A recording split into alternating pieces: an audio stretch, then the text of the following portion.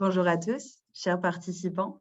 Je me présente, Alexia Barbier, je suis conseillère en développement des marchés internationaux à la Chambre de commerce du Montréal métropolitain.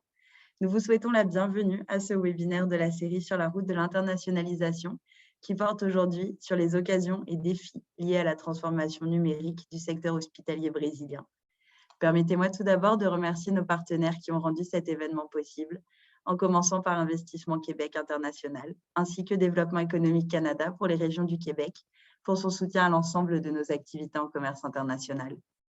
Avant de commencer, je vous invite à prendre un moment pour observer les outils dont vous disposez. Si vous avez des questions à poser, veuillez les écrire via la boîte de questions-réponses située au bas de votre écran au centre, et nous allons y répondre durant les périodes de questions. N'hésitez pas à poser vos questions dans la langue dans laquelle vous êtes le plus à l'aise. Nous nous occuperons de les traduire ensuite. Il y a également un sondage en cours que nous vous invitons à remplir afin de nous aider à veiller à l'atteinte de nos objectifs internes. Veuillez noter que les présentations seront données en français et que la discussion finale, quant à elle, sera donnée en anglais pour une meilleure interaction. Ce webinaire sera modéré par ma collègue d'Investissement Québec International, Margarita Mota, conseillère spécialisée exportation et internationalisation, Amérique latine et Antilles. Margarita, merci de ta présence. La parole est à toi. Merci beaucoup, Alexia. Je suis vraiment ravie de collaborer avec toi et avec toute l'équipe de la Chambre de commerce de Montréal métropolitain dans l'organisation de ces webinaires. C'est toujours un plaisir de travailler avec vous. Au nom d'Investissement Québec International, je vous souhaite la bienvenue ce matin et je vous remercie encore une fois pour votre présence. Je tiens également à remercier tous nos conférenciers qui ont accepté gentiment notre invitation à venir nous parler sur les occasions et défis de la transformation numérique du secteur hospitalier brésilien. Le marché brésilien de la santé a subi plusieurs transformations qui ont été entraînées par la crise liée à la COVID-19. La pandémie a ouvert la voie à la transformation de l'avenir des soins de santé qui doivent se concentrer maintenant sur les patients et s'appuyer davantage sur les données et les nouvelles technologies. En misant sur une approche technologique et axée sur les données, les innovateurs en soins de santé ont maintenant la possibilité de collaborer avec des modèles préexistants pour générer des transformations importantes dans l'industrie, en particulier dans le secteur hospitalier. Nos invités vont nous expliquer aujourd'hui comment ces changements peuvent se traduire dans des opportunités d'affaires et de collaborations concrètes. Avant de céder la parole à nos conférenciers, permettez-moi quelques instants pour vous présenter comment Investissement Québec International ainsi que ses partenaires et collaborateurs peuvent vous soutenir dans votre développement d'affaires sur les marchés brésiliens. Comme vous le savez déjà probablement, au cours des 2 dernières années, le gouvernement du Québec a effectué une vaste réorganisation des services offerts aux entreprises. Cette réorganisation s'est notamment traduite par l'élargissement du mandat d'Investissement Québec, qui est maintenant la porte d'entrée pour les entreprises qui ont des projets de développement à l'international et deviennent leur principal partenaire de croissance. Investissement Québec est maintenant responsable également de l'élaboration et la mise en œuvre des orientations économiques en matière de commerce international pour le gouvernement du Québec. Un des grands objectifs de cette réorganisation est de faire passer la part des exportations de 47% à 50% du PIB. L'objectif est ambitieux, je vous l'accorde, mais Investissement Québec s'est donné les moyens de ses ambitions en intégrant à son structure une partie du ministère de l'Économie et de l'Innovation, dont l'unité Export Québec et la direction régionale du ministère. Grâce à cette intégration, nous pouvons maintenant accompagner les entreprises d'une façon intégrale, avec bien sûr tous les services et outils financiers déjà offerts par Investissement Québec, mais aussi maintenant avec les soutiens et l'accompagnement nécessaires pour propulser les entreprises sur la scène internationale. Notre rôle principal est d'aider les exportateurs à prendre les meilleures décisions stratégiques et à réussir la mise en œuvre de leurs projets sur les marchés hors Québec. Il est important également de mentionner que pour faciliter l'accès au marché, nous travaillons en étroite collaboration avec toutes les représentations du gouvernement du Québec à l'étranger. Au Brésil, nous avons la chance de travailler avec les bureaux du Québec à São Paulo. Je tiens justement à souligner la présence de ma collègue Thaïs Aoun, directrice des affaires économiques du Bureau du Québec à Sao Paulo, et la remercier très chaleureusement pour sa précieuse collaboration dans l'organisation de cette activité. Au cours de ces webinaires, vous aurez l'occasion d'entendre des intervenants chevronnés qui vont nous parler sur la transformation digitale dans le secteur public et la transformation digitale de l'écosystème de santé dans le secteur privé, ainsi que des possibles pistes de collaboration entre le Québec et le Brésil. Les présentations seront suivies d'un panel d'échange où nous aurons la chance d'entendre également les témoignages d'une entreprise qui est présente sur les marchés et qui a réussi à avoir un témoin en fait d'une belle transformation de l'industrie de la santé. Comme Alexia l'a déjà mentionné, la période de questions se déroulera vers la fin de la séance. Alors, on vous invite à prendre en note vos questions et les garder pour la toute fin de l'activité. Sans peu tarder, je voudrais céder la parole à Dr. Anna Maria Malik. Je vais le présenter parce qu'il a une trajectoire vraiment impressionnante. On est vraiment chanceux de l'avoir parmi nous ce matin. En plus d'être diplômé en médecine et titulaire d'une maîtrise en administration des affaires et d'un doctorat en médecine préventive, Dr. Malik est professeur titulaire à l'Escola d'Administração de Empresas de São Paulo de la Fondation Getúlio Vargas et est également une conférencière de renommée internationale. Dr. Malik a été directrice des hôpitaux publics et privés, ainsi que gestionnaire public lié au département de la santé de l'État et des municipalités de São Paulo. Elle a œuvré et travaille encore au sein des conseils liés à l'organisation publique et des organisations privées également. Dr. Malik viendra nous présenter sa vision sur la transformation digitale dans le secteur public. Dr. Malik, la parole est à vous. Alors, bonjour, je suis ravie de l'invitation que vous m'avez faite pour faire cette présentation pour nos copains, nos collègues du Québec. Et je dois vous dire comme un disclaimer que mon seul emploi, c'est la Fondation Getúlio Vargas, donc c'est une école, c'est une université.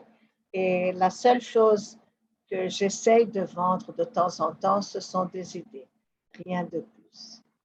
Alors, encore une fois, je vous remercie de la possibilité de vendre ces idées. Alors, je commence par vous dire que le Brésil est très grand et très hétérogène. Alors, je vous montre ici 3 cartes du Brésil. La première, par exemple, vous montre dans la distribution de la diagnose d'un des problèmes de santé les plus présents, c'est-à-dire l'hypertension. Si vous regardez ici, vous verrez que les chiffres les plus élevés sont à Rio de Janeiro et les chiffres les moins élevés sont par exemple à Palmas, dans un nouvel État. Cela ne veut pas dire nécessairement que Rio a plus de gens avec l'hypertension que Palmas. Seulement qu'il y a plus de services en condition de faire les diagnostics à Rio qu'à Palmas. Si on pense, par exemple, le IDH, c'est-à-dire comment se divise le Brésil en termes de développement humain, alors on voit que Brasilia, notre capitale fédérale, en bleu, là, tout au milieu, elle est le meilleur, elle a le meilleur, la population a le meilleur développement humain, l'index du développement humain, tandis que une partie du centre-ouest, le sud-est et le sud sont en deuxième place, avec quelques États du nord, mais une grande partie du nord-est et du nord sont en des conditions un peu pires. Si on regarde cette carte ici, on voit la distribution de Brésiliens qui ont accès à des plans privés de santé.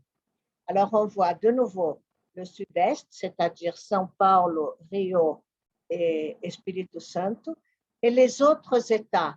Alors, de nouveau, un peu du nord-est, un peu du sud, un peu du centre-ouest, et puis le nord-est, et quelques-uns qui sont en bleu, où il y a vraiment peu de couverture par le secteur privé, et qui montrent, encore une fois, que les plans privés sont là où il y a de l'argent.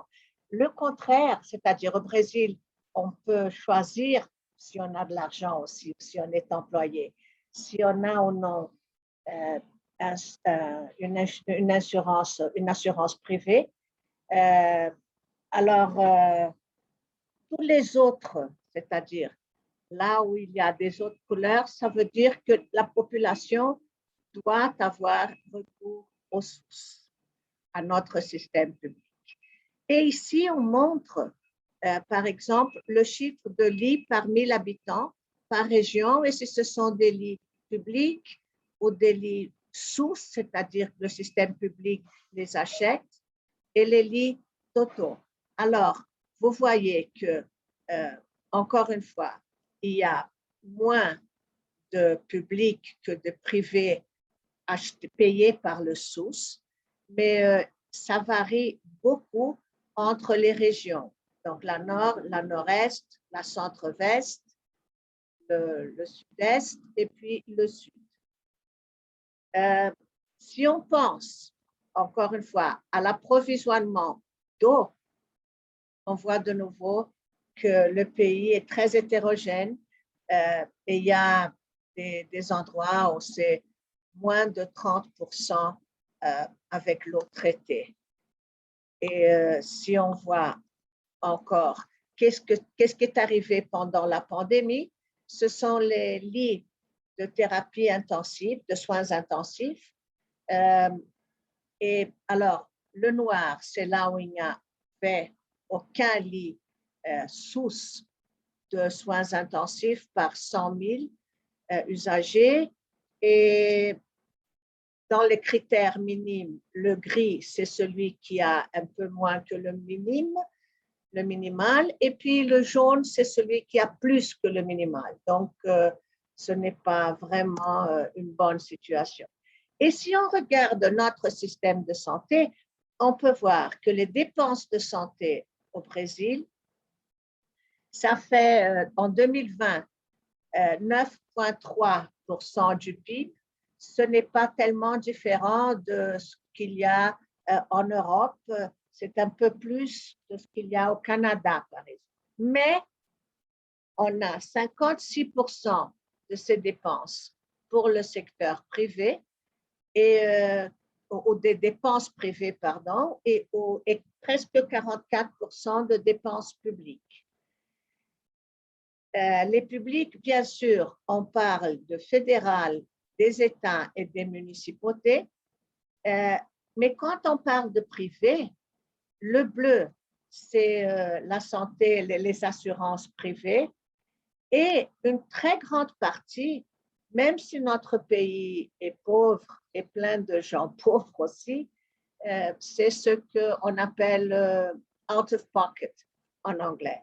Donc, c'est encore une fois une division assez injuste. Notre système, il a 3 niveaux, le pays, les États et les municipalités. À chaque niveau, la décision sur la santé publique est indépendante, donc il n'y a pas de hiérarchie. Donc, la gouvernance, le dialogue entre les niveaux est très important. Et il y a les contrats entre le public et le privé, ce que vous aviez appelé PPP, mais au Brésil, il y a de différentes formes de PPP. Mais dans la santé, ça se signe entre le privé et les États et les municipalités, plus que le fédéral. Au fédéral, il n'y a presque aucun. Mais ça a commencé, disons, en 1998, mais il y a 2 ou 3 ans que l'information nationale n'est plus disponible. Alors, si on parle de secteur public, on a des problèmes de transparence et de accountability. Mais je peux vous dire aujourd'hui que les soins primaires, par exemple, dans la ville de São Paulo, c'est la plus riche, c'est celle où il y a les meilleurs index et tout. Et dans la ville de Manaus, où il y a eu une catastrophe en janvier de 2021 à cause de la COVID, par exemple, dans les deux villes, donc, les soins primaires sont gérés par le privé, sous des modèles différents, mais toujours avec des accords avec le gouvernement municipal. Et nous avons 6 000 hôpitaux au Brésil. Entre les hôpitaux accrédités, il n'y a pas plus que 400, donc l'accréditation n'est pas un fort phénomène au Brésil, mais les publics ne dépassent pas un taux d'environ 20%.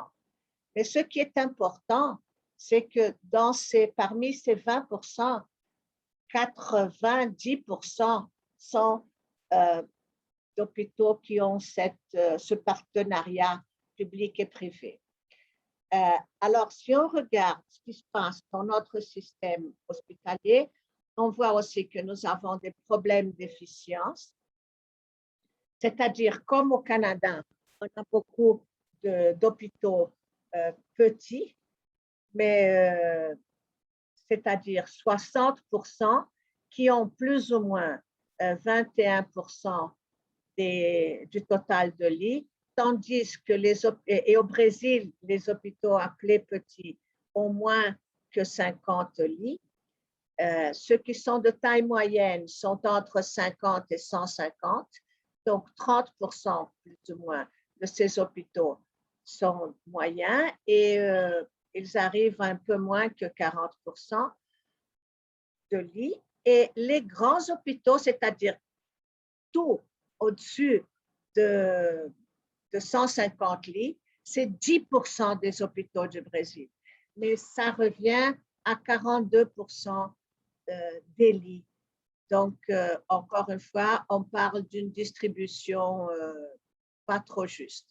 Si on voit qu'est-ce qui se passe au Brésil en termes d'hôpitaux publics et privés de 2010 à 2019, on voit que les lits privés sont passés de 95 000 à 261 000, c'est-à-dire il y a eu une baisse considérable.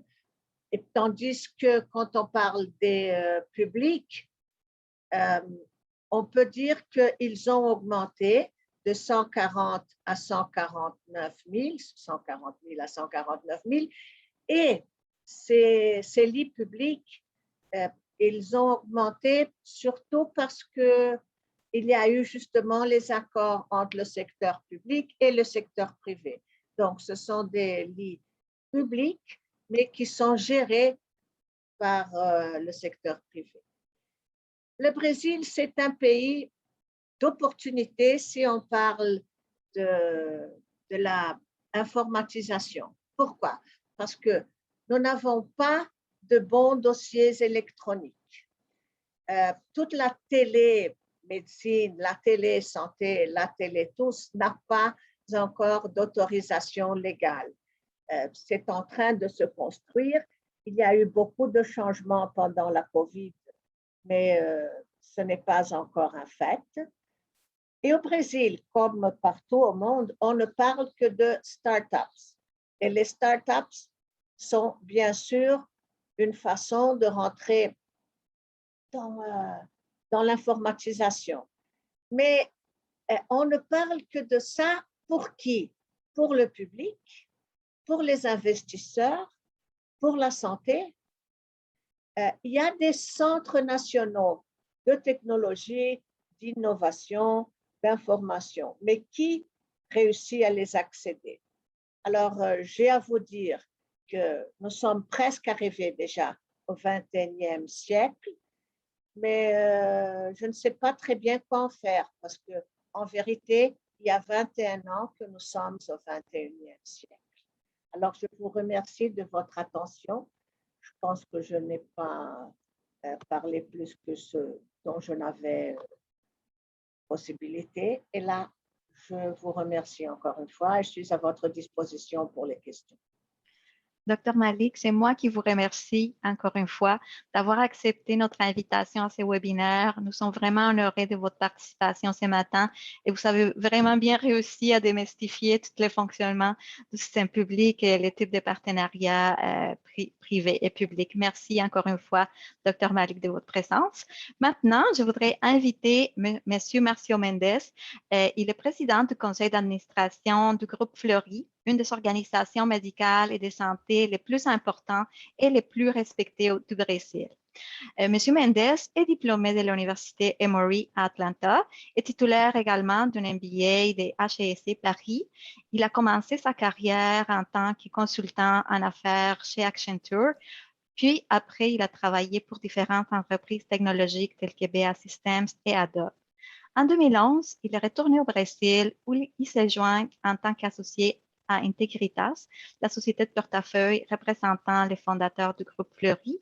M. Mendes a agi en tant que directeur général d'Integritas et a été nommé pour représenter les groupes chez le conseil d'administration du groupe Fleury en 2015 et en 2019, il a été élu président du conseil d'administration. Alors, on est également honoré de vous avoir parmi nous, M. Mendes. La parole est à vous. Merci Margarita, bonjour à toutes et à tous. Je vous demande juste, Margarita, si vous pouvez partager l'écran. Parfait. Comme ça, je suis sûr que je n'ai pas de problèmes techniques. Alors, bonjour. Tout d'abord, je tiens à vous remercier de votre invitation, participer à ce forum et de partager avec vous un peu du contexte de la transformation du secteur de la santé au Brésil. Je tiens aussi à m'excuser pour mon petit accent français, juste pour la petite histoire. J'ai vécu 10 ans en France et j'ai le bonheur d'avoir aussi une femme française. Donc, je n'ai pas encore l'accent canadien, mais un jour peut-être. Si vous pouvez… Ah, parfait, la prochaine page. Je vais essayer, dans un premier temps, de vous présenter les groupes Fleury auxquels j'appartiens d'une manière très simplifiée. C'est une société fondée par des médecins il y a presque un siècle. Nous fêtons cette année nos 95 ans ou nos 95 ans, comme vous dites au Canada.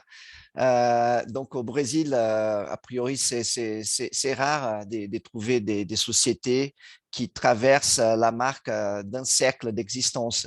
Donc nous sommes très fiers d'appartenir à un groupe médical qui fêtera ses 100 ans en 2026. C'est une société à la base… non, vous pouvez rester sur l'ancienne page, s'il vous plaît. Encore une, voilà. À la base, c'est une société fondée pour les business de la médecine diagnostique, donc l'analyse clinique. Et au cours des années, cela a évolué vers des diagnostics par image. Et je vais vous montrer aussi d'autres spécialités qui s'ajoutent au groupe. La société elle est cotée en bourse depuis 2009. Des représentants du groupe des médecins fondateurs, comme vous a déjà expliqué Margarita, sont toujours un actionnaire de référence. J'y suis un membre et j'ai été nommé aussi comme président du conseil d'administration de la société depuis 2019. Nous avons actuellement quelques 10 000 employés et 3 000 médecins. Comme vous pouvez voir sur la slide, enfin, là, nous avons déjà plus de 250 unités sur quelques 9 États du Brésil. Donc, pour l'opération des médecines diagnostiques, nous avons toujours des opérations sur 30 des principaux hôpitaux privés au Brésil. Et comme je vous ai dit auparavant, nous avons commencé il y a quelques années aussi à nous développer sur d'autres spécialités, des cliniques ophtalmologiques, orthopédiques. Nous avons même démarré un day hospital, non? Un hôpital jour, justement pour avoir une thèse, donc un objectif basé sur ce que nous appelons la déhospitalisation. Je ne sais pas comment on dit ça en français, mais c'est justement d'éviter au maximum que les gens en fait aillent à l'hôpital pour des raisons qui ne sont pas nécessaires.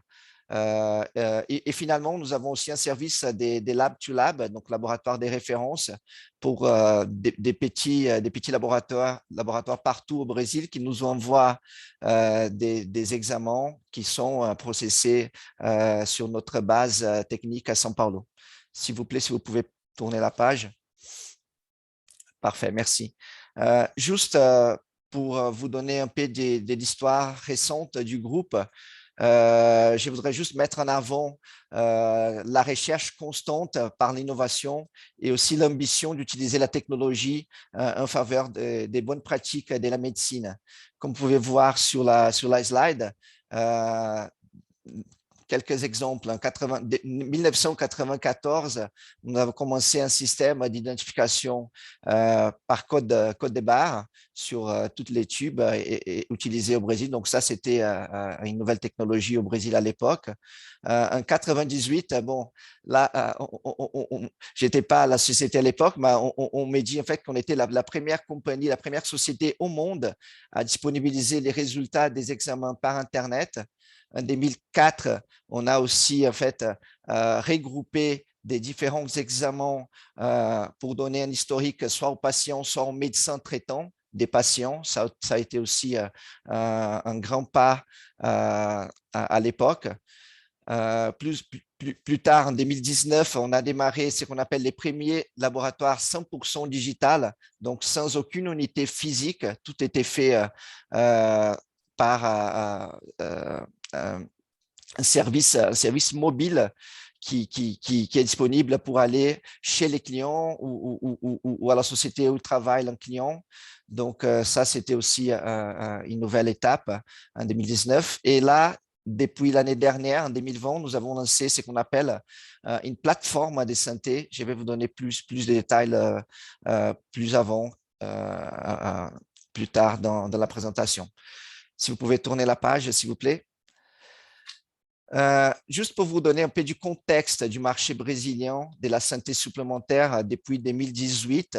Donc, c'est un marché qui a traversé un grand changement depuis ces 3 ou 4 dernières années et ça a été accéléré aussi depuis l'année dernière à cause de la pandémie. Vous voyez sur la slide déjà une étude du cabinet McKinsey qui date de 2018 où nous pouvons voir les degrés de digitalisation dans la santé au monde et on peut voir par rapport à d'autres industries comme le tourisme ou les commerces, comme il y avait aussi un potentiel immense de digitalisation ou de transformation digitale dans la santé. Nous observons dans les marchés brésiliens depuis 2017 ou 2018 deux phénomènes principaux. D'un côté, nous avons une consolidation agressive des hôpitaux privés et d'un autre côté aussi la formation des grandes sociétés qu'on appelle verticalisées, avec une offre plus accessible. Dans un réseau fermé, vous avez tous les différents services médicaux offerts à ces patients. Cela a poussé, bien sûr, les différents acteurs de la santé à se transformer dans une vitesse d'une manière beaucoup plus rapide qu'auparavant. Et là, je vous amène à 3 exemples de transformation, soit la transformation digitale, aussi l'intégration du parcours du patient, c'est-à-dire une rationalisation des coûts, et aussi une formation des plateformes de santé. Si vous pouvez changer la page, s'il vous plaît.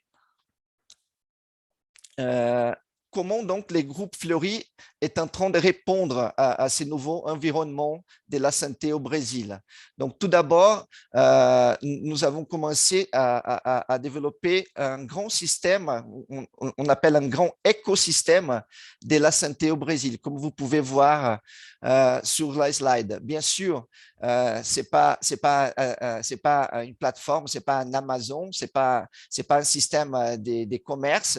Bien sûr, c'est un système médical orchestré par une société comme Fleury, qui a bien sûr une réputation presque centenaire sur les marchés brésiliens. Mais nous trouvons que c'est très important d'être présent tout au long du parcours de la santé, de la vie d'une personne, et aussi de fidéliser les clients d'une manière préventive et maintenant hybride. Donc, c'est-à-dire en combinant des prestations présentielles et des prestations virtuelles.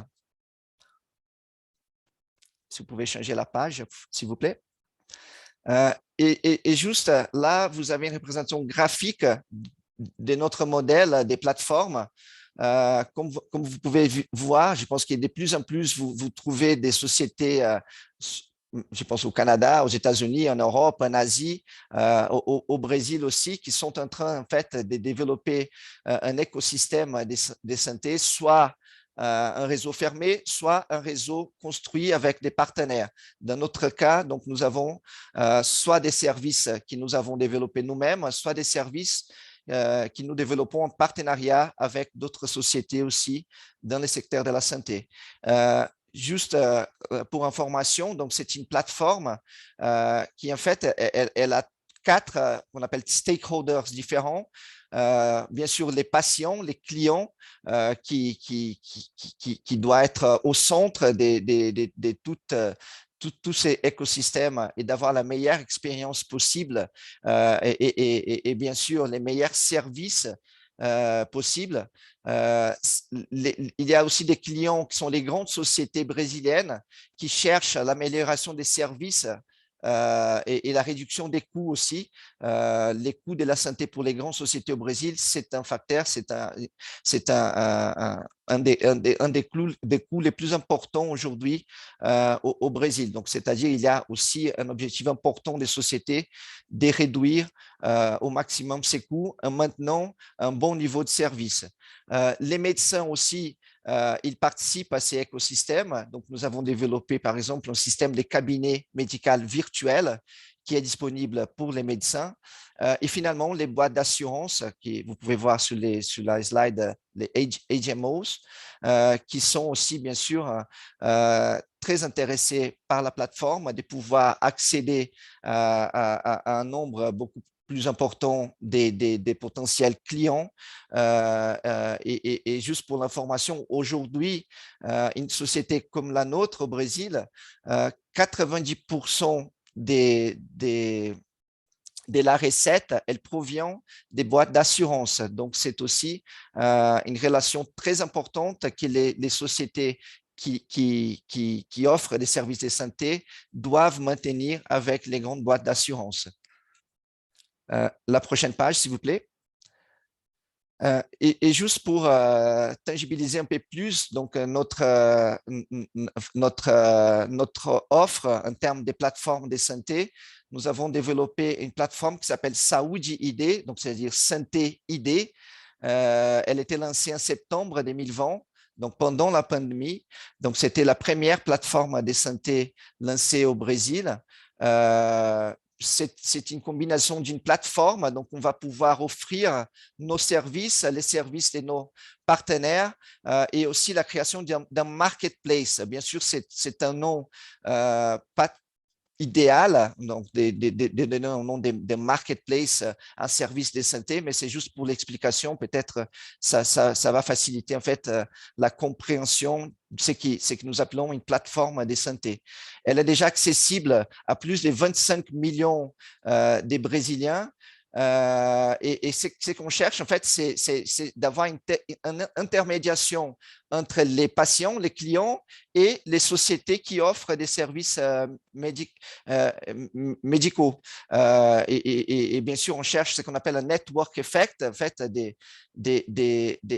plus en plus d'élaborer la plateforme en récupérant bien sûr des données des clients. Bien sûr que les patients, ils doivent concéder l'utilisation de ces données à une société qui gère ce type de plateforme. Mais bien sûr, c'est une health tech, comme Anna-Maria vous a mentionné auparavant, qui est en évolution constante.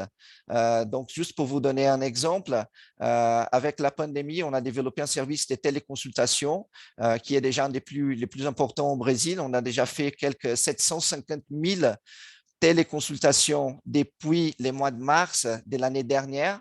nous avons chez nous un taux de résolution de 90%, donc 90% des résolutions, c'est-à-dire des clients qui n'ont plus besoin, qui n'ont pas besoin de se rendre à un hôpital ou aux urgences d'un hôpital. Donc, pour nous, c'est très important justement d'éviter ces types de mouvements bien sûr, qui génèrent un coût additionnel pour les systèmes.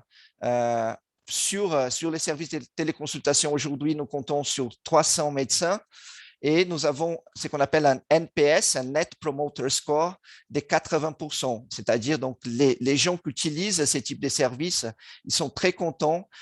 Donc, nous pensons qu'une fois que la pandémie soit finie et que ces services soient régularisés par l'État brésilien, ça peut devenir aussi un outil très important en termes de rationalisation des coûts et de l'expérience du client au Brésil. La prochaine page, s'il vous plaît. Là, juste pour vous donner un autre exemple des changements qui ont été accélérés ces 18 derniers mois, nous avons créé un partenariat avec une autre boîte de santé, un autre laboratoire au Brésil qui s'appelle Sabin, qui est basé à Brasilia, la capitale. C'est un fonds d'investissement qui s'appelle Cortex. Donc, nous pensons que c'est très important justement d'avoir que les grandes sociétés soient capables aussi d'alimenter et de créer une dynamique d'innovation dans les systèmes de la santé au Brésil. Nous avons déjà fait des investissements sur une boîte israélienne qui s'appelle Switch, sur une boîte brésilienne qui s'appelle ProntMed, qui fait des systèmes des Electronic Medical Records, non? EMRs au Brésil. Donc ça, c'est très important, soit pour les groupes, soit pour les systèmes, d'investir et de trouver des nouveaux talents, des nouveaux outils qui, bien sûr, vont être importants, soit pour les systèmes privés, soit pour les systèmes publics aussi. La prochaine page, s'il vous plaît. Et pour finir, juste pour information, c'est toujours important de voir quelles sont les principales forces du marché brésilien. En haut à gauche, vous pouvez voir l'augmentation de la population senior au Brésil, donc la population des plus de 60 ans, donc elle est de plus en plus importante au Brésil, donc ça veut dire que ces gens-là, en théorie, ils auront besoin de plus en plus de soins médicaux. En haut à droite, vous pouvez voir aussi, comme au Brésil, l'espérance de vie, elle augmente considérablement pour un pays en développement comme le Brésil, donc c'est aussi un phénomène important pour les sociétés qui se développent dans les secteurs de la santé au Brésil. En bas à gauche, vous voyez aussi la résilience du secteur de la santé, même en temps de crise économique. Donc, le Brésil, comme vous le savez bien, c'est un pays qui traverse des différents cycles économiques et le secteur de la santé, il est beaucoup plus résilient que d'autres sur le long terme. Et finalement, en bas à droite, vous voyez la pénétration potentielle du nombre de bénéficiaires du système supplémentaire. Donc, aujourd'hui, au Brésil, nous n'avons que 25% de la population qui a un accès au système de santé supplémentaire. Donc, vous avez 75% des gens qui dépendent uniquement du système public. Et finalement, pour conclure, j'ai un dernier slide avant de passer à la partie des Q&A. Juste pour résumer, je vais résumer les trois piliers stratégiques du groupe Fleury au Brésil en ce moment. Donc, nous continuons à chercher de la croissance et la différenciation de ce qu'on appelle les core business, donc les services des diagnostics, soit par image, soit des analyses cliniques. Un deuxième pilier, c'est la création d'un écosystème intégré des différents services de santé, soit en interne, soit avec la collaboration d'autres partenaires. Et troisième, nous cherchons par le développement de la plateforme de santé, d'avoir un outil qui va nous permettre d'accéder à un plus grand nombre des Brésiliens et aussi, d'une certaine manière, même en termes ESG, de collaborer avec les secteurs publics pour offrir à un pays continental comme le Brésil des prestations de qualité, soit par téléconsultation, soit par d'autres types de services, mais à des Brésiliens qui n'ont pas actuellement un accès au système supplémentaire de la santé au Brésil.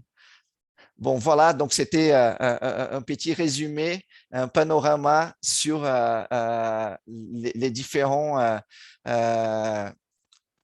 initiatives du groupe Fleury au Brésil. Merci, Margarita.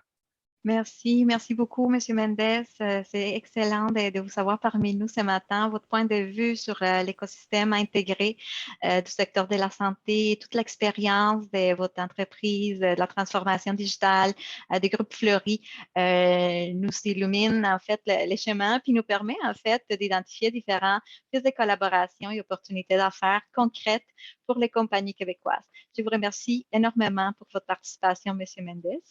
Maintenant, je voudrais vous inviter, vous, M. Mendes et Dr. Malik, à rester avec nous car nous aurons besoin de vous lors de la période de questions qui se déroulera tout à l'heure.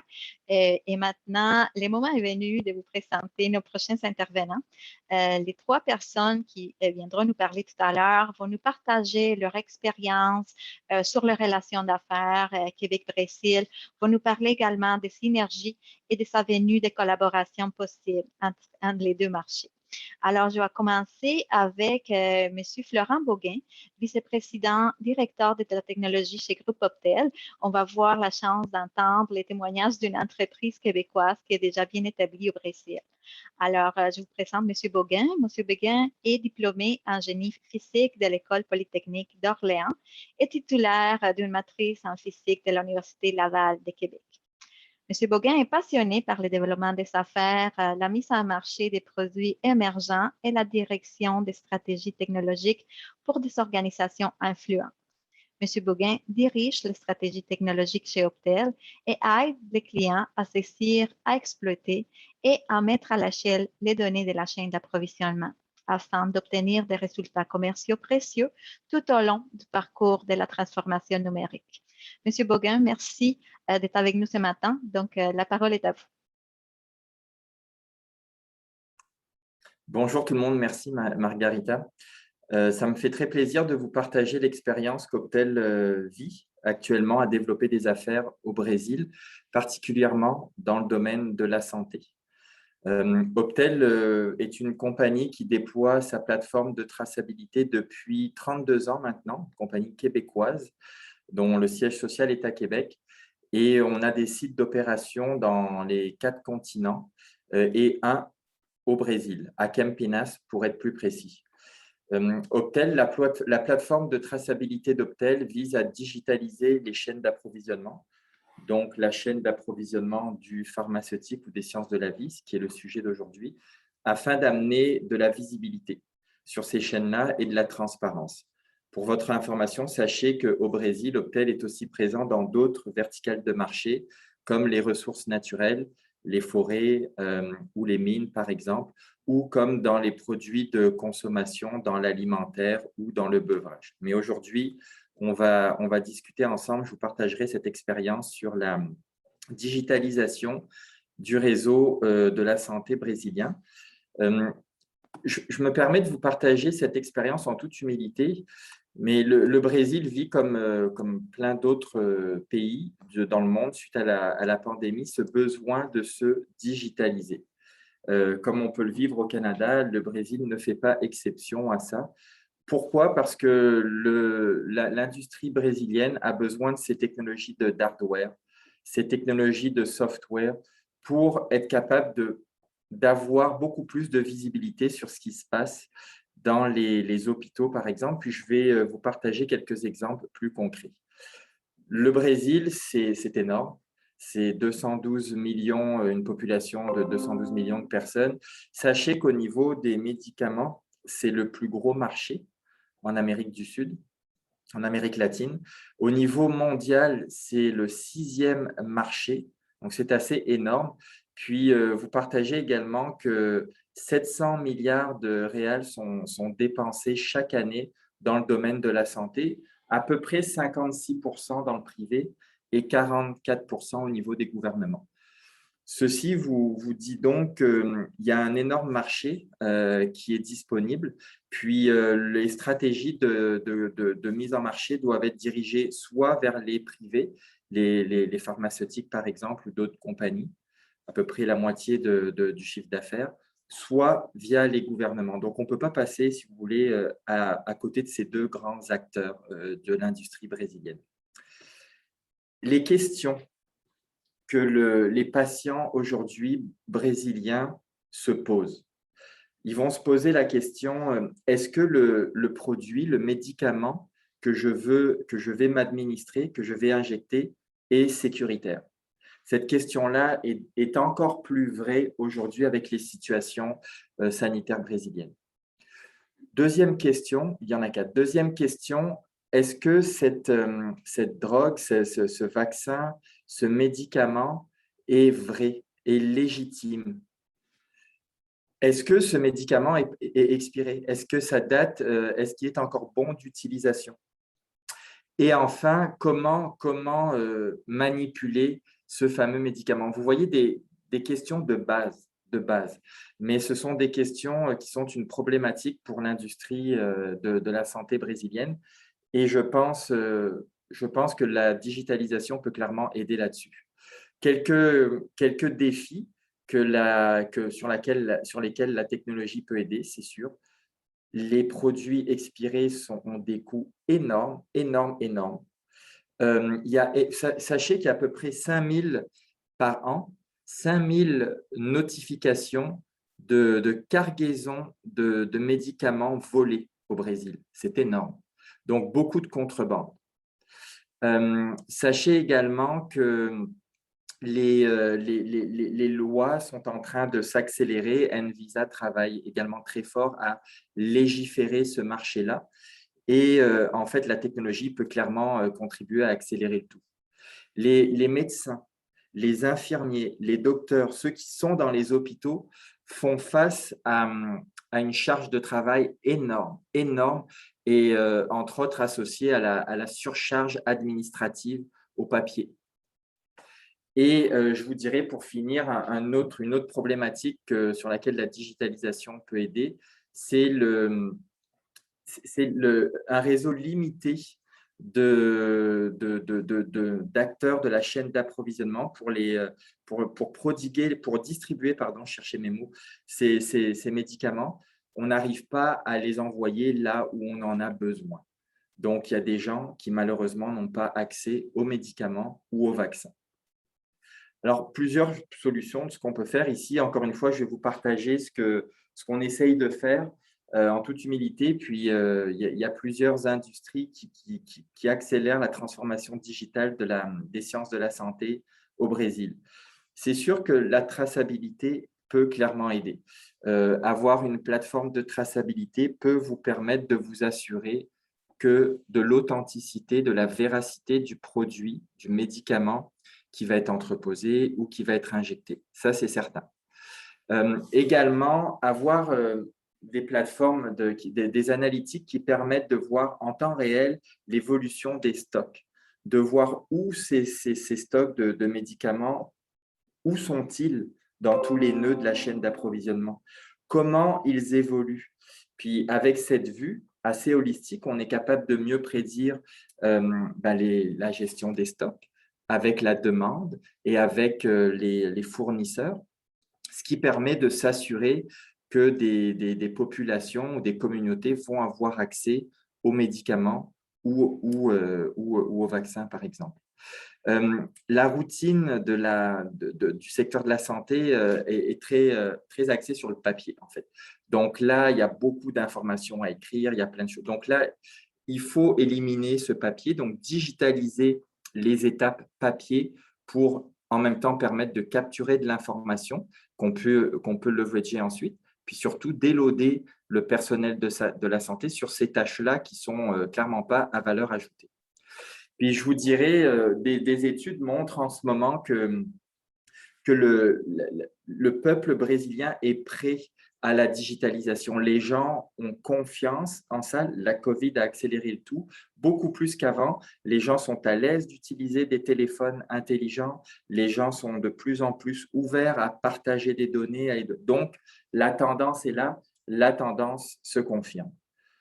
Alors, pour conclure, je vous dirais que je pense que la transformation digitale doit être ajustée au Brésil. Puis, à mon avis, c'est un élément pour aider ce pays à sortir en tout cas, améliorer sa condition, ça c'est sûr.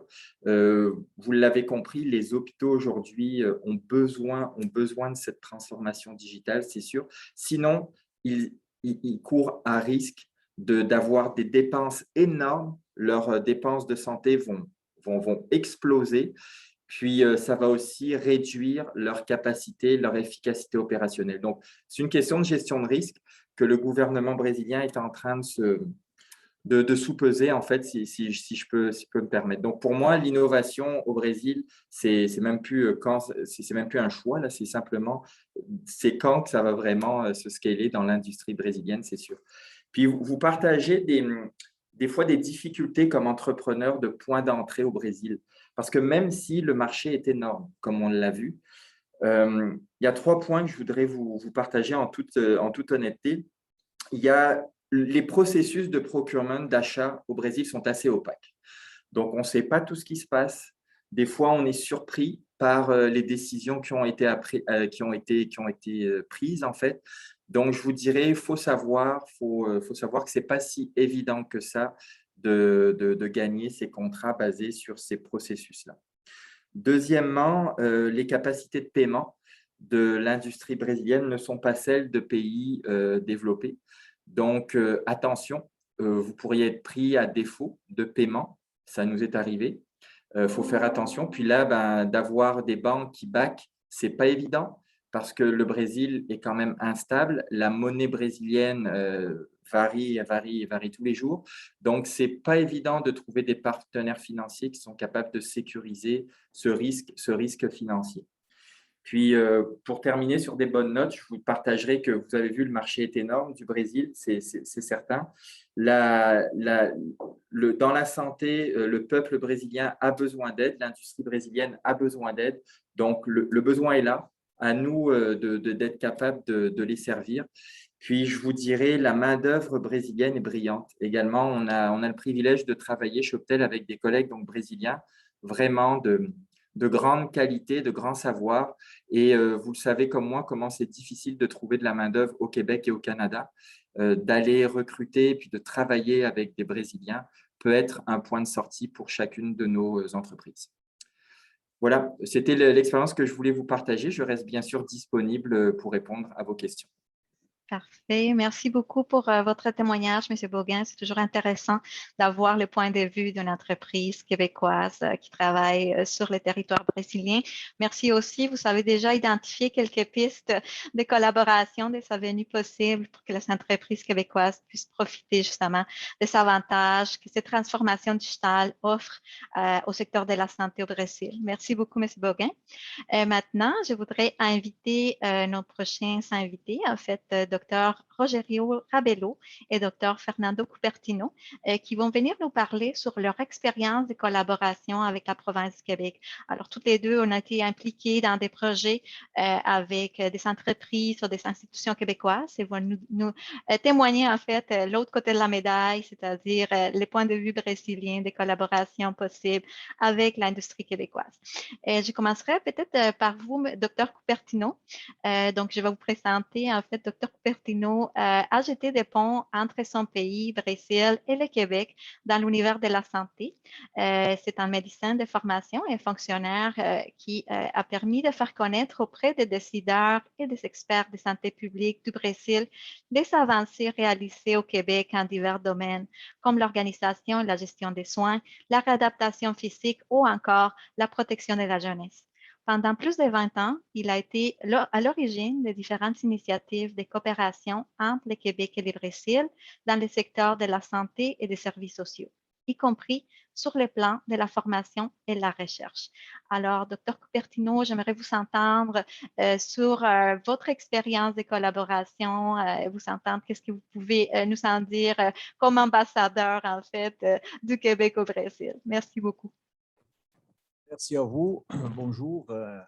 Je débuterai pour remercier l'organisateur de cette rencontre et évidemment saluer mes collègues qui m'ont précédé par la pertinence de leur présentation. J'aimerais juste ajouter quelque chose ou bien souligner quelques éléments d'après mon expérience d'une trentaine d'années en matière de collaboration. Je pense que pour une collaboration, une affaire, soit commerciale, soit académique ou autre, peu importe, nous avons besoin de deux ingrédients qui sont essentiels à mon avis. D'abord, connaître les besoins locaux, les attentes, hein, parce que sinon, ce n'est pas le cas d'offrir quelque chose dont nous n'avons pas besoin. Et d'autre part, développer des liens de confiance, hein, même pour les commerces. Et je suis un petit-fils, un petit enfant d'un commerçant. Autrefois, les clients habituels étaient les clients qui étaient capables de développer un très bon lien de confiance avec les commerçants et vice-versa. Donc, pour moi, c'est capital, soit dans les relations entre les gouvernements, entre les institutions et même entre les publics, les consommateurs et les commerçants. Il faudra avoir toujours un lien de confiance. Il faut les bâtir, il faut les développer.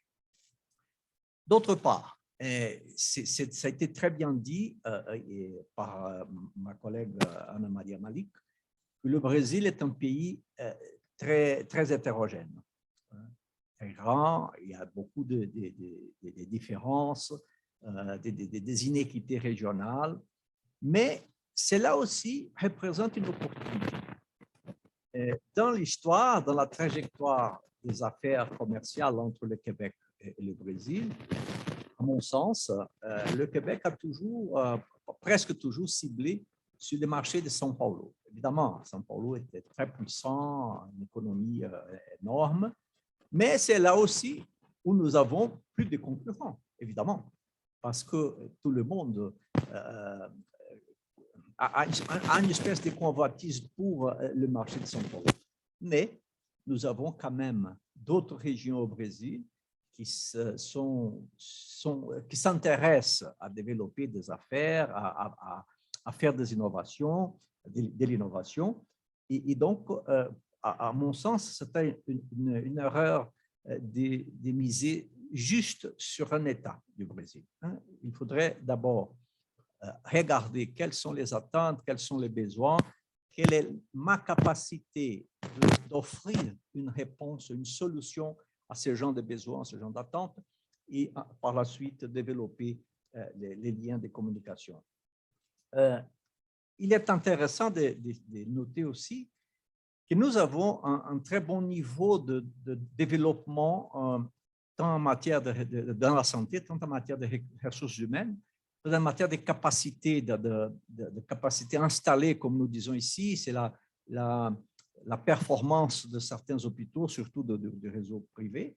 Mais n'oublions pas que 75%, et mon collègue du groupe Fleury a très bien dit, 75% des gens du pays dépendent directement du système public.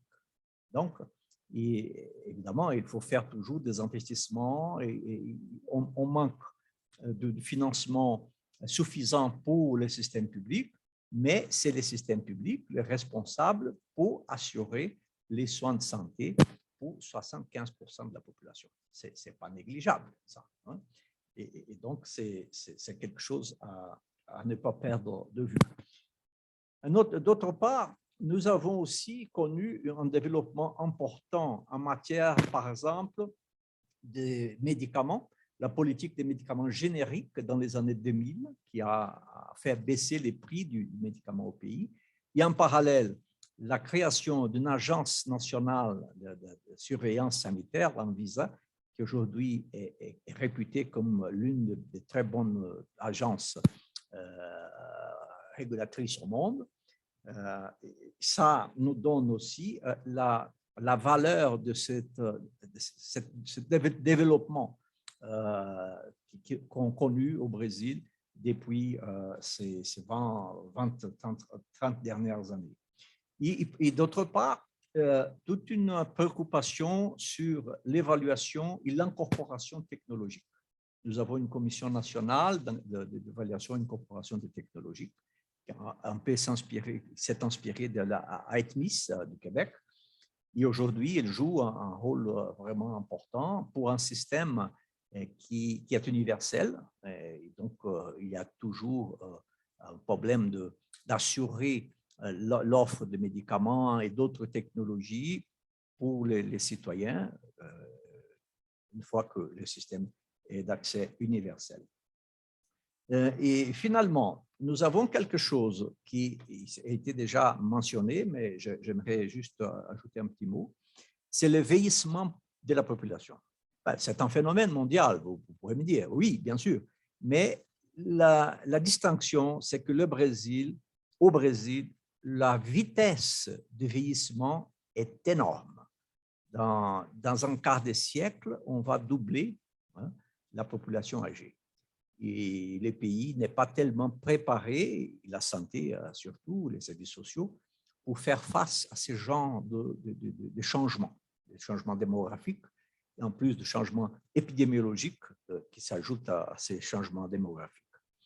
Et finalement, je pense que cette rencontre, ce débat est tellement important parce que la pandémie nous a montré d'une façon très claire qu'il faut investir dans ce sens de l'innovation, de la communication, des nouveaux outils, de nouvelles outils d'informatique, de la télémédecine, la télésanté. C'est quelque chose qui va se développer de plus en plus. Et donc, je pense que allier la dimension commerciale, bien entendu, mais aussi sans oublier la dimension du système public, du système privé, des besoins locaux, du respect aux relations interpersonnelles, interinstitutionnelles, c'est la clé peut-être pour l'avenir, pour rapprocher de plus en plus ces deux mondes du Québec et du Brésil. Merci beaucoup. Merci infiniment à vous, Dr. Coupertino, et merci d'ailleurs de toujours tisser des liens entre le Québec et le Brésil. On vous est très reconnaissant pour tout ce que vous faites. À continuation, je voudrais inviter Dr. Rogério Rabelo, il est vice-président de la Chambre de commerce Brésil-Canada pour les soins de santé et directeur également de la Société de portefeuille et partenaire du groupe d'Alben, un important fournisseur de soins de santé à domicile et des hôpitaux de soins post-aigus et de réadaptation à São Paulo. Dr. Rabelo est titulaire d'un doctorat en médecine de l'Université fédérale de Goiás au Brésil, d'un doctorat et d'une maîtrise en administration des affaires de l'Université de São Paulo, et il a fait son stage postdoctoral à l'Université McGill. Dr. Rabelo va s'adresser à nous en anglais. Il comprend très bien le français. On a été chanceux aujourd'hui. Tous nos intervenants, en plus de très pertinents puis connaissent très bien les sujets, parlent français, mais Dr. Rabelo va faire son intervention en anglais. So, Dr. Rabelo, the virtual floor is yours. Bonjour, merci à tous. Thank you, Margarita, for such a kind introduction. I apologize for not speaking French. I do understand, but I have difficulties in speaking. I'm not fluent, so I'm going to speak in English. It's a great opportunity to be here with you. And I really thank all the previous speakers and for such in-depth picture of Brazil. And what I'm doing in the Brazilian Chamber of Commerce, it's very important in the sense that we just created an area of healthcare, vice presidency on healthcare sector. exactly to develop and to foster more and more the commercial relationship between and exchange between Canada and Brazil in this area. I'm not going to repeat the important data that the previous speakers have already shared with you. And that's a huge market, heterogeneous, but huge market with wonderful opportunities to develop. Only to give you some numbers, the Canadian exports to Brazil are in the position 19. So Canada has a huge opportunity to explore more the Brazilian market. So Canada is in the data of 2019, the 19th supplier of products and services to Brazil. But it is the 10th biggest investor in Brazil as well. And on the same token, Brazil invests a lot in Canada, and a lot of Brazilian companies are also going to Canada. So we are both the 10th investor in each country. But this proves that we have huge opportunities in all sectors to improve and to increase the exchange. And the Chamber of Commerce Brazil-Canada has almost 50 years in developing and fostering commercial and cultural and technological exchange between the two countries. In the past 3 years, we fostered more than 50 million Canadian dollars in business exchange. And we work very close together with Thais. Thais is also a member, and the Bureau do Québec at São Paulo is also a member of the Brazilian Chamber of Commerce, and both structures here from the Bureau de Quebec and the Brazil-Canada Chamber of Commerce are available for you to support your entry or understanding the market in Brazil. So we work both helping you to bring your product and service to Brazil and vice versa, the Brazilian companies also to go to Canada. We can help you in market research and mapping of the opportunities here, and also create visibility and network in different areas for you. We have a big office in Brazil. It's more than 90 people, and also infrastructure to host you here. We have meeting rooms, rooms for events. We put now together webinars very often to help you out to get to know more the Brazilian market. And the good news, you also have a chapter in Montreal with people and structure in Montreal to receive you there. And so it's, if you are interested, you can always contact the chamber. So we have a structure in Montreal to help you to get to understand more the Brazilian market. And this is available for all of you. One point that Dr. Cupertino just made is very, very important. We are in the middle of a revolution in digital health and telemedicine in Brazil.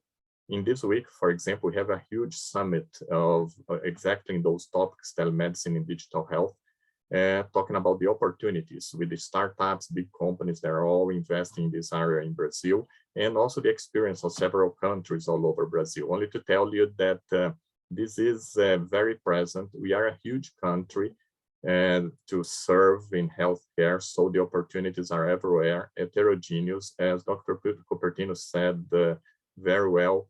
Still a lot of things are concentrated in the state of São Paulo, but decentralization is beginning and in different areas, and healthcare is everywhere. It's, as I said, a country with more than 5,000 cities and municipalities all over Brazil that we're going to have to reach in different levels using digital health and telemedicine as support. There was a huge resistance in Brazil to telemedicine, but as previous speakers commented, with the COVID, everything changed, and now it's part of the reality. So my main points are related to the possibility of the Brazil-Canada Chamber of Commerce to support you here and also in Montreal. And I basically want to pinpoint that we still have a lot to develop and a lot of opportunities in the commercial, but also cultural and technological partnerships and exchange between Brazil and Canada. So I appreciate the opportunity to talk to you, and I think I'm going to be sure to leave more space for the questions and answers. That will be the next session. Thank you. Thank you very much, Dr. Ravello, for an enlightening presentation and all your hard work in the Brazil-Canada Chamber of Commerce, and to get together both countries united by the commerce links. So thank you very much for your time today. Et merci à vous tous, messieurs, pour vos interventions. Maintenant, je voudrais profiter de votre présence et inviter à nouveau Dr. Fernando Cupertino. Lui connaît très bien, effectivement, autant le Brésil que le Québec. J'aimerais vous inviter, Dr. Cupertino, pour animer un peu la discussion avec nos panélistes. Je ne sais pas si vous avez déjà quelques questions à leur poser, si vous avez peut-être envie de réagir sur certains éléments qui ont été mentionnés. Alors, je vous réinvite, Monsieur Dr. Cupertino, à reprendre la parole. Bien, avec plaisir. Je regarde ici, il y a une première question. Quelles sont les normes à suivre afin de pénétrer dans les marchés médicaux du Brésil? Peut-être que je passerai la parole aux intervenants par l'ordre de présentation, en commençant par le professeur Ana Maria Malik, s'il vous plaît.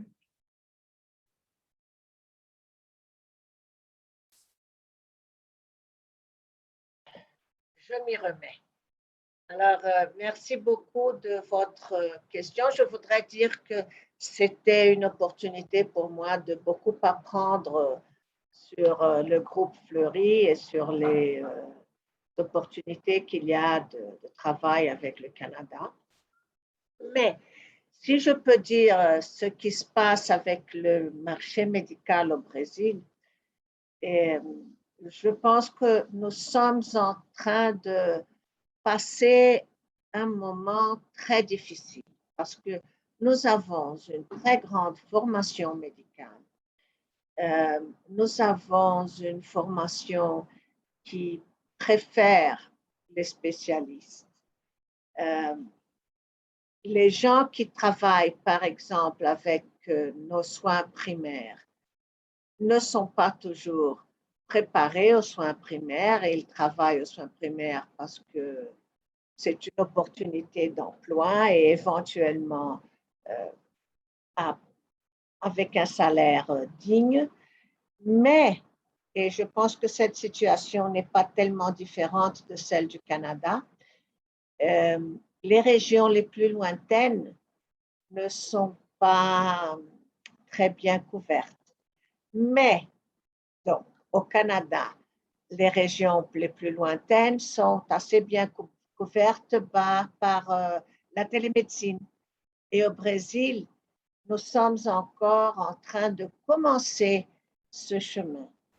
Alors, à la rigueur, c'est un champ dans lequel nous avons beaucoup à apprendre. Depuis les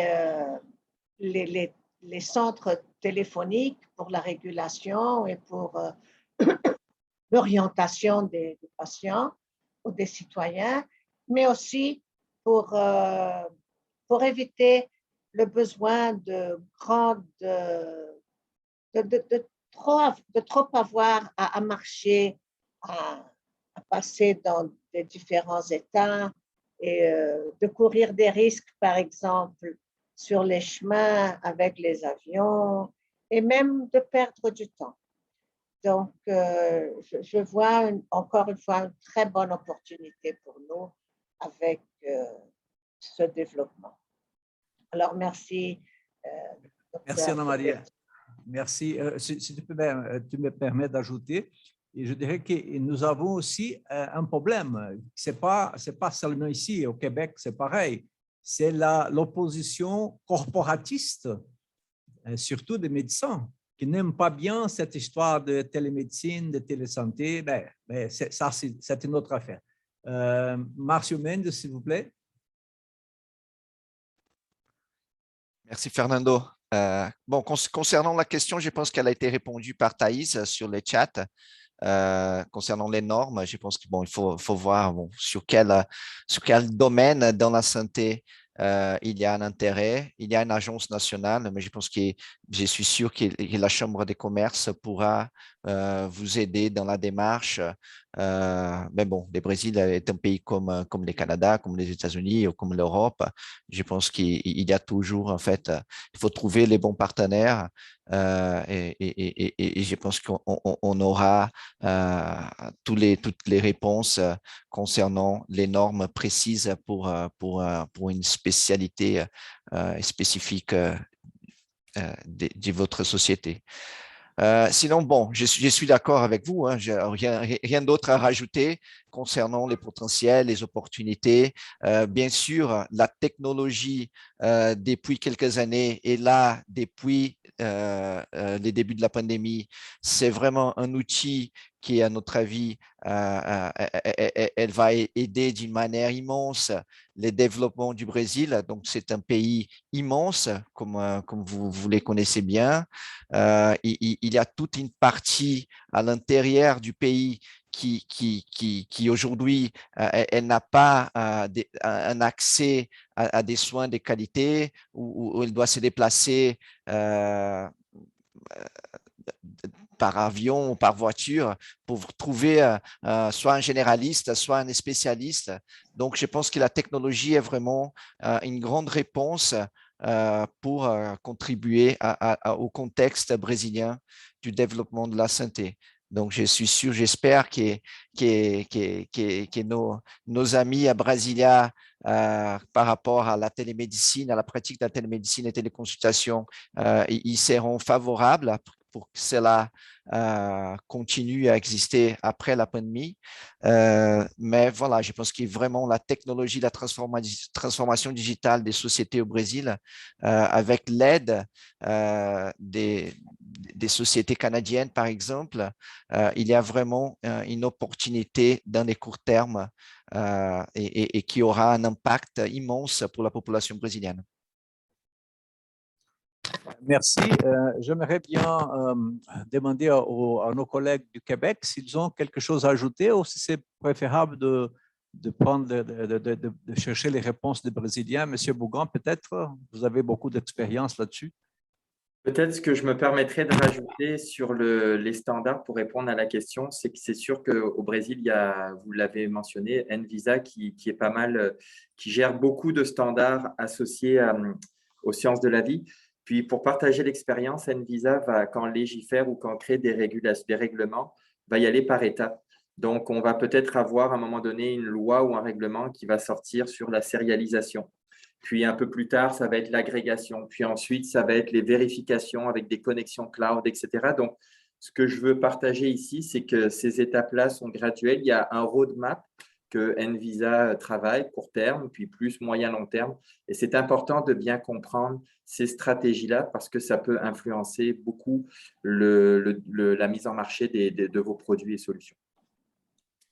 Merci beaucoup. J'invite aussi les intervenants à répondre directement aux questions sur le KIA.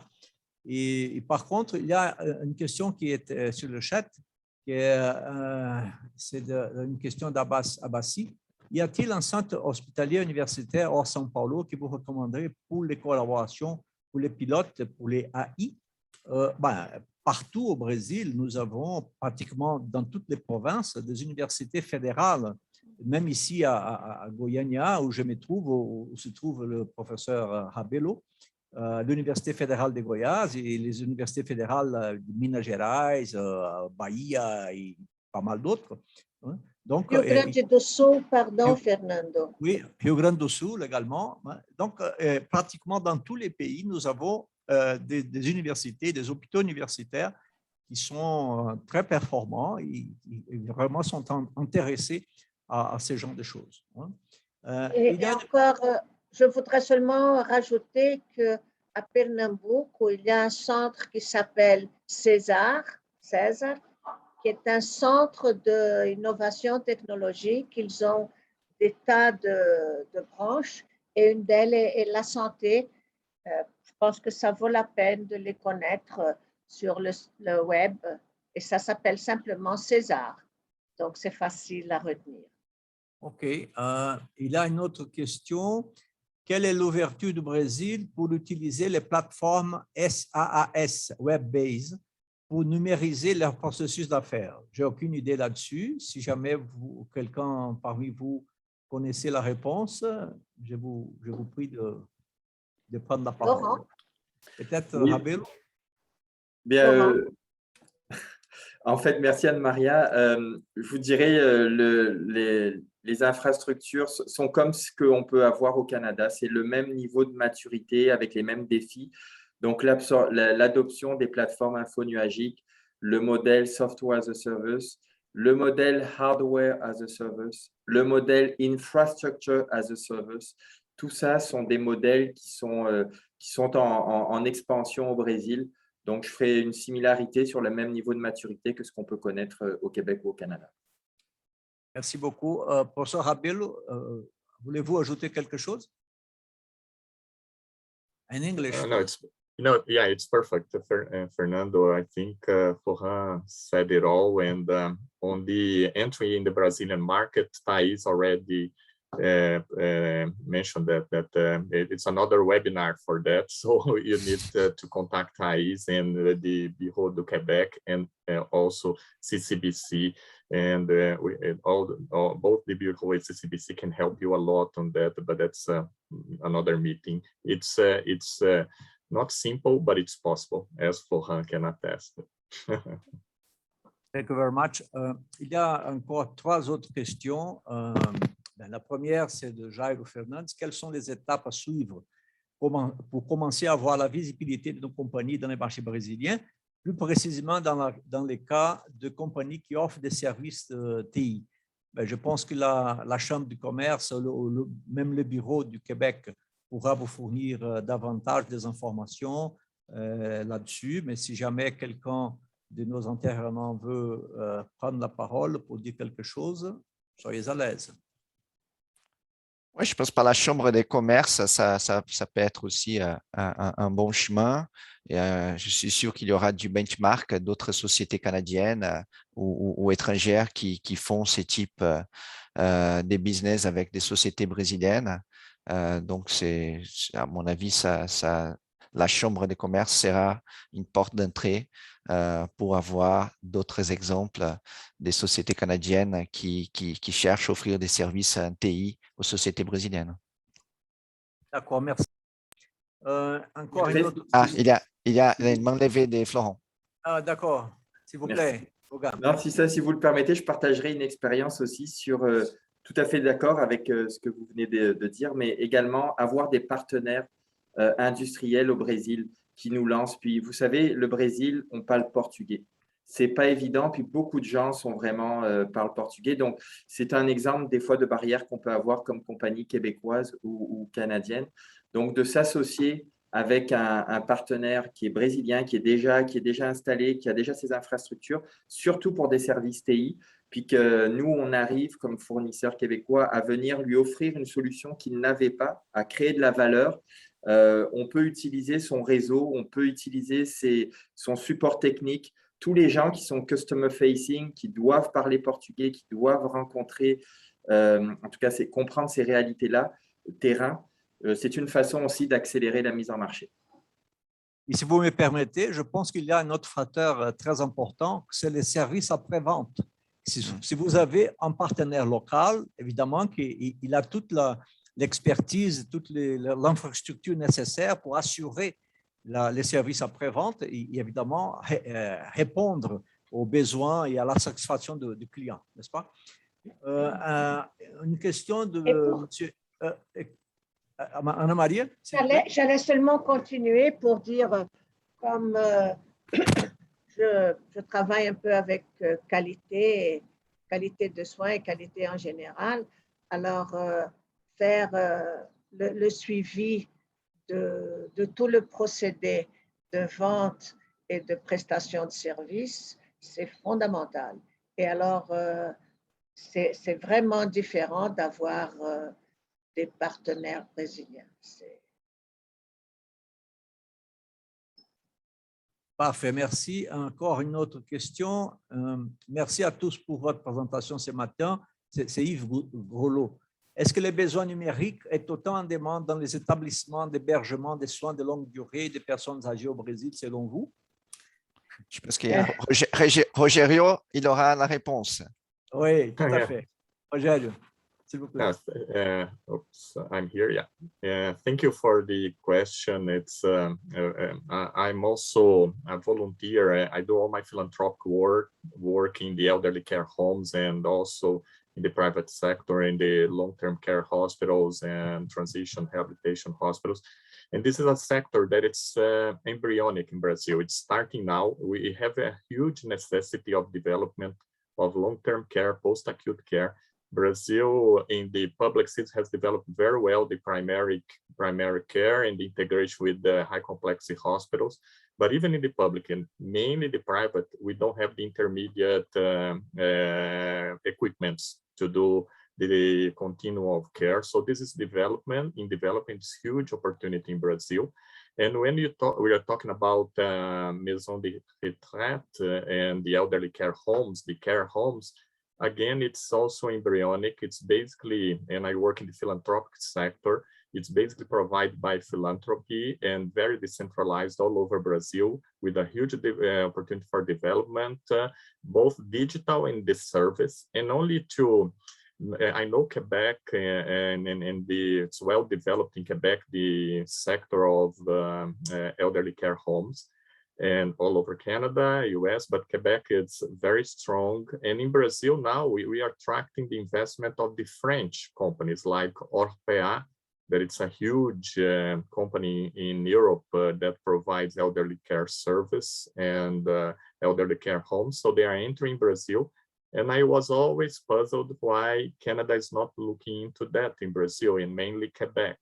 So to stimulate you, not only in the digital and in the digital process, but also investments in this area are very open in Brazil.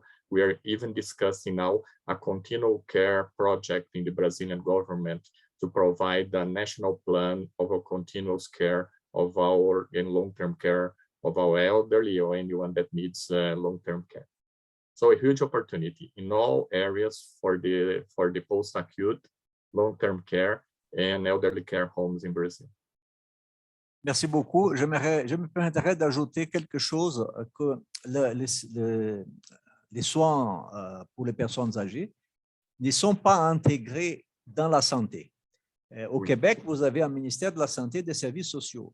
Mais au Brésil, les soins pour les personnes âgées, les établissements de longue durée, etc., ne sont pas dans le monde de la santé. Nous avons du mal à connaître la réalité, les chiffres, mais il y a quand même des cas intéressants, comme par exemple à l'État de Minas Gerais, à la capitale, où ils ont eu une très bonne performance des établissements pour personnes âgées pendant la COVID. Très peu de décès et les aînés vraiment très, très protégés. Et ça a été une expérience bien intéressante qui a été même présentée lors d'un débat qu'on a fait par le Conseil national des secrétaires de santé avec les gens du ministère de Santé et Services sociaux du Québec. Ana Maria, s'il te plaît. Oui, alors, le Brésil a une partie qui manque dans la politique de soins, dans la politique de santé, et il s'agit justement de la défragmentation du système, parce que notre système est les soins primaires d'un côté, les soins hospitaliers pour patients aigus d'un autre côté, les soins complexes d'un troisième côté, et puis dans l'air, dans les nuages, ce qui serait la continuité des soins quand on n'est plus en état d'avoir besoin de soins aigus et que pas nécessairement les soins primaires sont assez. Donc, nous sommes dans un moment pour faire un peu d'advocacy pour les post-acute care, comme disait Rogério Rabelo. Et il y a alors quelques sociétés, mais comme toujours, il y a quelques sociétés, quelques associations qui se forment pour le moment avec des différentes visions. Mais par exemple, c'est un point tellement faible dans notre politique que les établissements ne sont pas encore classés d'une manière uniforme. Donc, si on appelle les hôpitaux de long séjour d'hôpitaux, ils doivent correspondre aux standards d'hôpitaux pour aigus, ce qui n'a aucun sens. Ou bien, si on dit que ce sont des soins de longue durée, alors c'est tout à fait une autre législation. Le Québec et le Portugal, ils ont cette vision qui intègre les services médicaux aux services sociaux.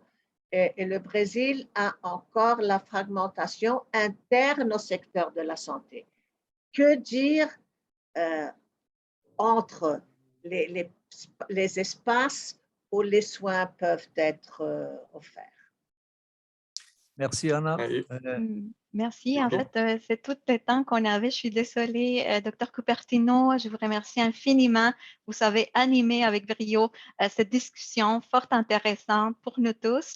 Je suis persuadée que les sujets abordés, les conseils partagés vont aider les entreprises intéressées à faire des affaires au Brésil pour peaufiner leur stratégie et identifier des opportunités concrètes.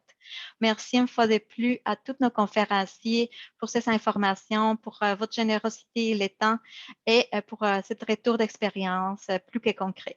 Maintenant, je vous invite à rester avec nous.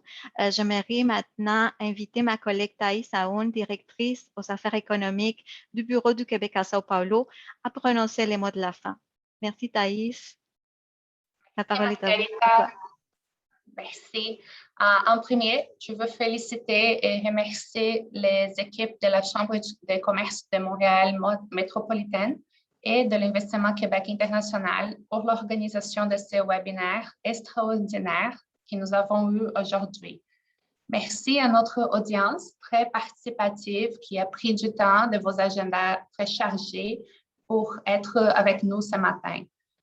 Finalement, je veux remercier grandement nos panélistes, Ana Maria, Fernando, Florent, Márcio, Rogério, pour vos interventions et partage de vos expertises à propos du marché de santé brésilien et les tendances qui s'en viennent.